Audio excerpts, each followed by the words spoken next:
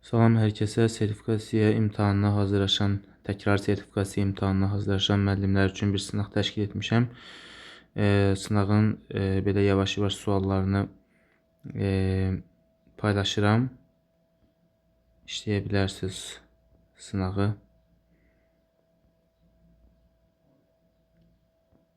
Yəni ki, keçən ildə aşağı-yuxarı bu formatda, bu səviyyədə olmuşdu suallar. İndi tam olaraq bu dəfə necə dəqiq demək mümkün deyil, amma gördüyümüz qədərilə suallar ilə bu formatdaydı. 10-cu sual sifət və zərf, 11-ci sual yenə də sifət dərəcələr, əvəzlik,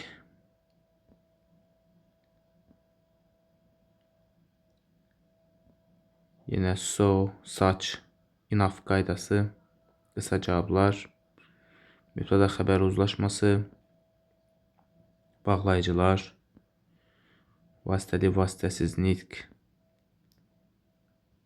conditional mood, yenə bağlayıcılar, zaman,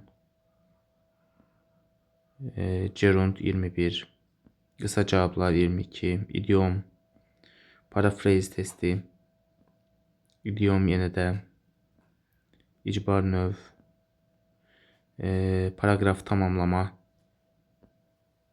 yiyəlik və işarə əvəzliklərinin birləşməsi, qısa cavab, yes, no cavablar,